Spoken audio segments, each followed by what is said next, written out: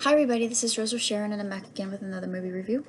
I just recently watched 1917, and 1917 is a movie that stars Benedict Cumberbatch. Actually, Benedict is more of a cameo. The main character is a man who was sent to go and tell a general to call off the attack on the Germans, because at the point of the war, the Great War, in this juncture, they were of like mind that, hey, we've got the Germans on the run. Yeah, I am a World War II buff, and I'm familiar. I know quite a bit about World War One, but seeing it from this perspective, I absolutely love this film because I feel it's like one of those movies that cuts to the chase, doesn't sugarcoat anything, and it documents war as it really was. I feel like this movie is accurate, and it makes you think that there was a reason why those soldiers got shell shock, what we later call PTSD. And I'm watching this, I'm thinking, holy crap. I mean, it was really, it's raw.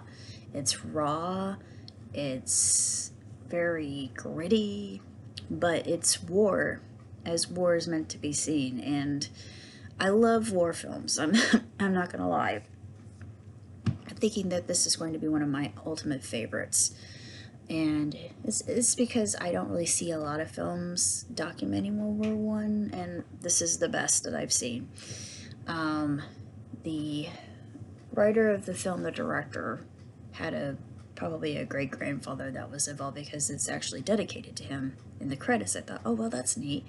I mean, what stories your great grandfather could tell. I mean, he was there and he witnessed history, and ooh, this makes my hair stand up on it. I had a Zio, or an uncle, who was actually involved with World War II, but he was on the losing side. He was on Italy's side. And he didn't like talking about it, and he's gone to be with God. He went to be with God a couple of years ago, and I mean, I still miss my Zio immensely. The only reason I call him that is because he's related by marriage, not by blood, but to me, he's my uncle. Despite all that, he is my uncle, and forever will be my uncle. But Zio Giovanni, he was a man who was just an endless fountain of information, and you could sit and listen to him and tell his stories and just be fascinated and compelled and captivated, because he was a real storyteller. He could just entrance you and enchant you, and I loved him for that, especially his just wealth of knowledge.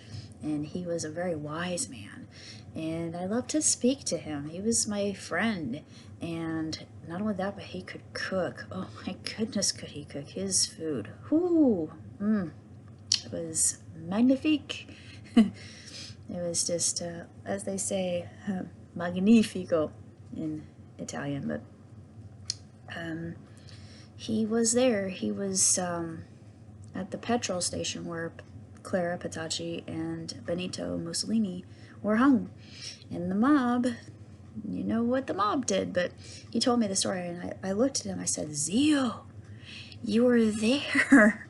And literally my hackles were just raised, and I couldn't believe it. I thought, I've always wanted to hear it from his point of view, or from anybody's point of view who had seen it for themselves.